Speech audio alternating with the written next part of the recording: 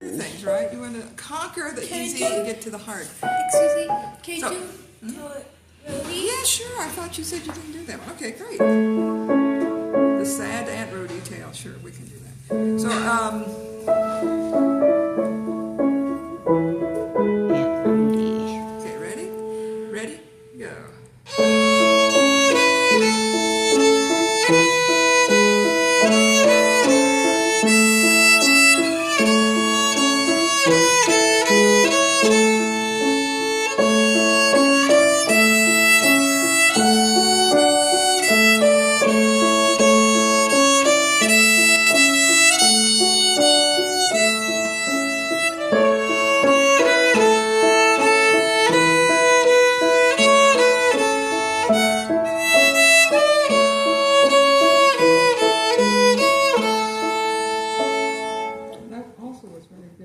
Now, there's one little thing that Mr. Suzuki, who wrote this, who put the book together, wanted you to know in this piece. Someone named Mr. Suzuki? Mm-hmm.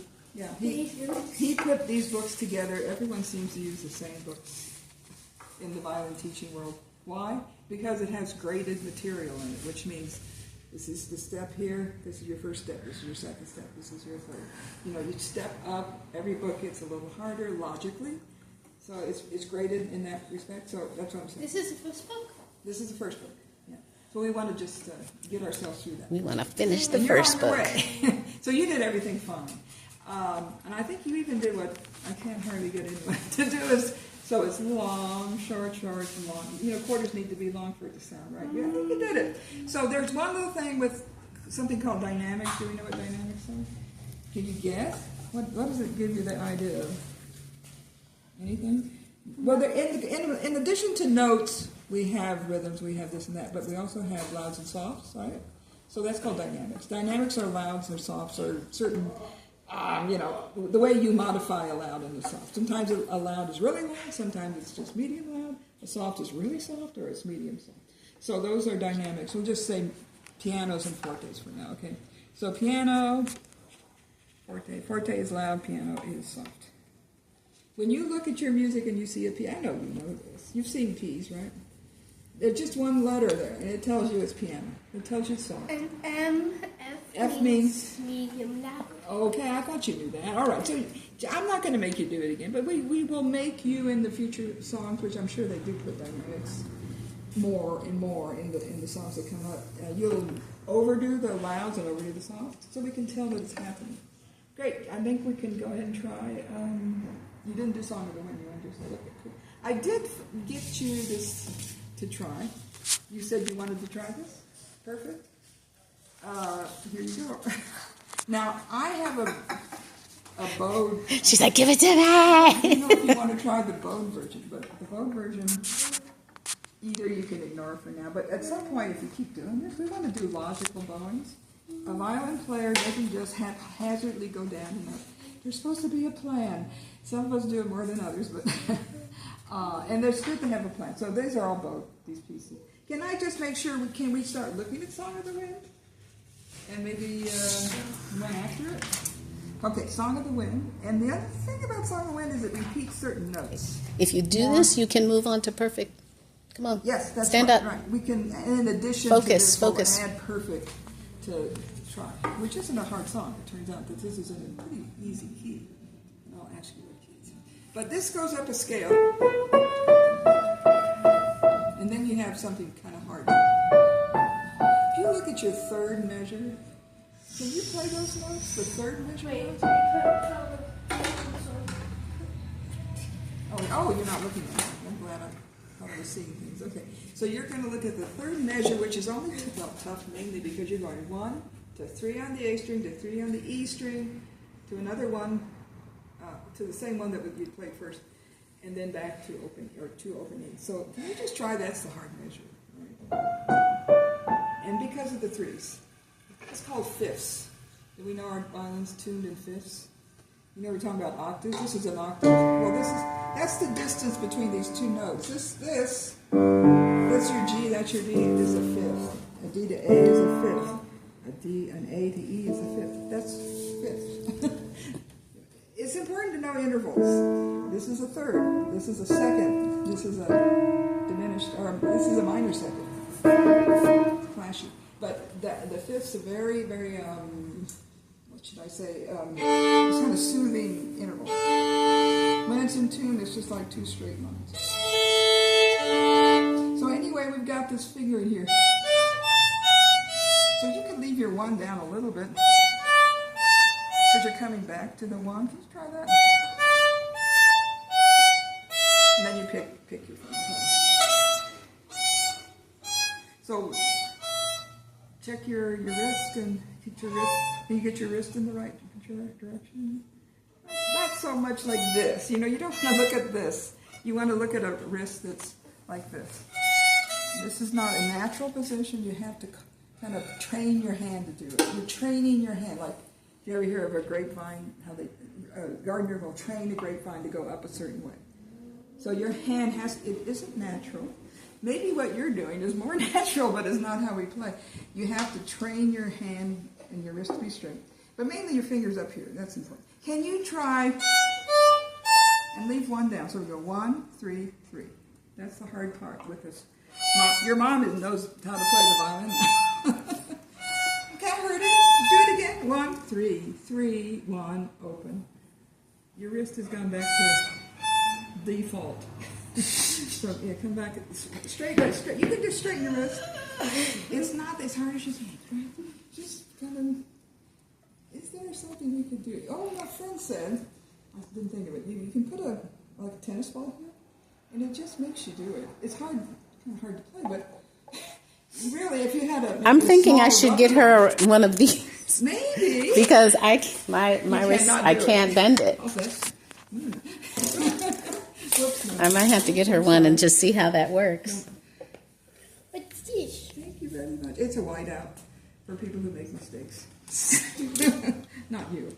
Just me. She's fond of whiteout. Oh, I love whiteouts too. They're just so great. This is a fifth. Anytime you play with one finger on two strings, that's a fifth. That's a fifth. It's kind of fun to play fifths, actually. Anyway, not terribly important, but it is important to know when you have a fifth. That's like scary movie music. Violin hard, and we're going to go back to with the tennis ball right here, and your mother's sling on her. Okay, you're doing it. Do it again. 3. Do it again slowly. So 1 on the E string, 3 on the A string. Get A string first. 1 to 3. 1 again. Now 3 on the E string, the same place. See, you're playing in tune, but you're doing kind of weird things with your wrist. Can't you just keep it solidly the same?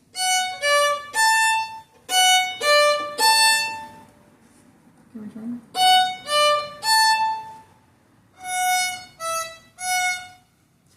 I know you're getting impatient with me doing this, but you'll thank me someday. Maybe not. Open E. Then open E is the last thing. You know, your hand went into a perfect position like for half a second. Then it went back. If this finger stays down, you can. It's easier. Okay, we'll contend with that again in a second. When you leave fingers down and you're playing, it makes everything easier. And you see my first move? It's not moving at all. Until I have to lift it up for the E string. Okay, but look at the beginning. This is a scale a little bit, isn't it?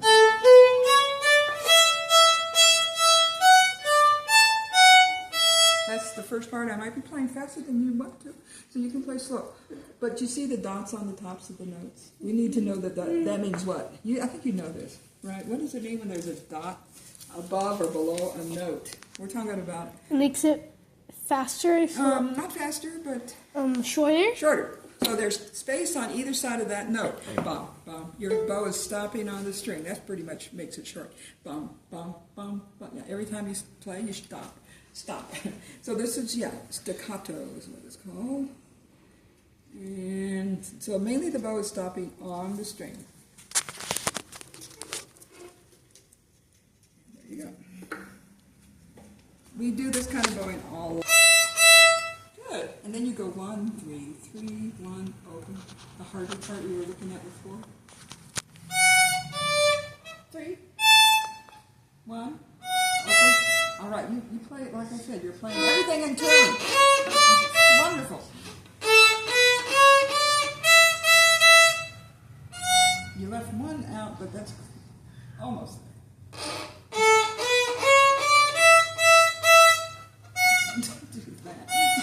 The only reason I'm helping you is because she compensated. Why are you bending backwards? Straighten your wrist. You're going to play this one great. You have to keep your eye on the notes before you memorize it. Okay. You're doing this. Yeah, You're doing this. Your mom knows all about violin playing now. Don't do this. Do this.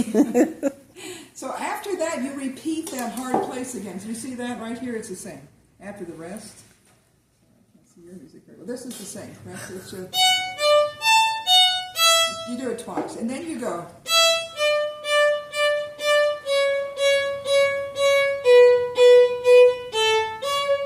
That note doesn't have a dot.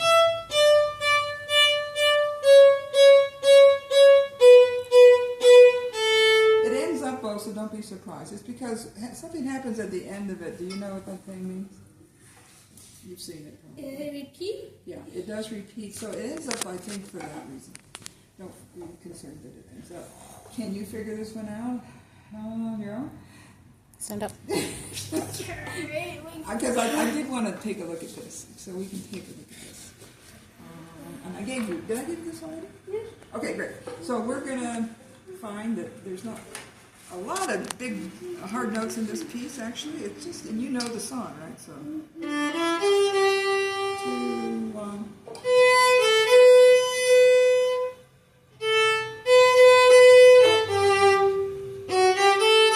Might not have sounded exactly right, you remember. 2.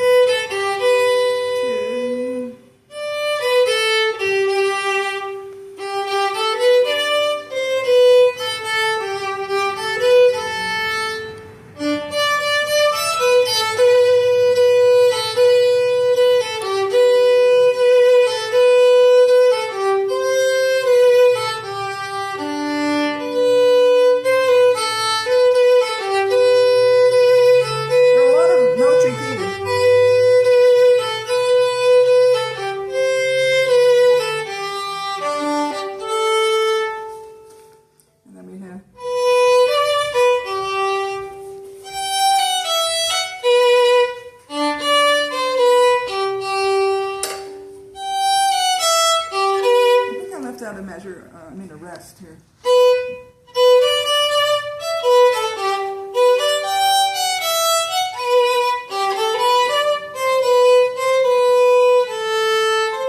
Anyway, that gives you an idea. Does it sound about right? I hope. Yes. Okay, so Beautiful. This is an easy version of it. And Yay. you've got your part there. You want to try some of it? Yeah. So you're going to maybe remember by memory, but also reading the notes is kind of a good thing. She did flip it over when you flipped it over. All right. And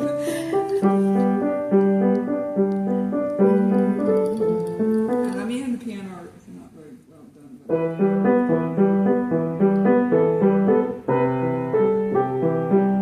But why don't we try slowly so I can play? So you have a pickup. You have 3 notes alone if you played it as a solo. Can you play those over? 1, 3, 3 on the D string? 3. Mm-hmm. 3. Now 1 on the A string. Open. 1 on the A string again. Now open 1, 1. Open 1, 1 on the.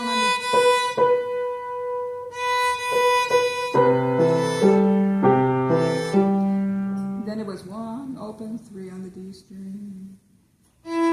That's right. And then you have 3 open, 1, 3 open, 3 open, 1 open. So you've got 3 open, 1 open.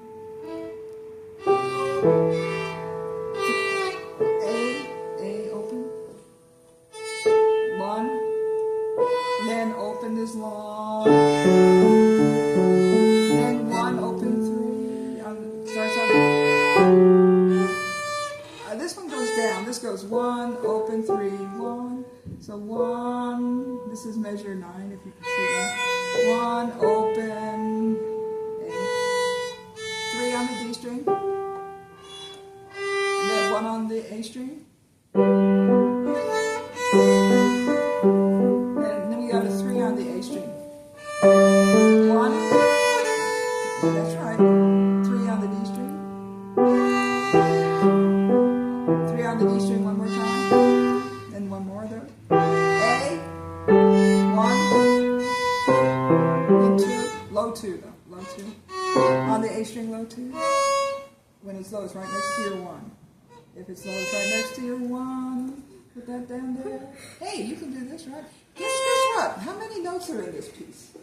Not many. It's mainly a D string here. You've got mainly D string, open 1, 3s. And A is low 2, 3. You'll play this without any problem. But you gotta learn to read these notes. So, is that going to be enough for this week? Or I'm going to see you for a bit. Is that enough for her to do? Yeah, this Okay. is plenty. She All can right. drill it. And I'll work on my piano part so I can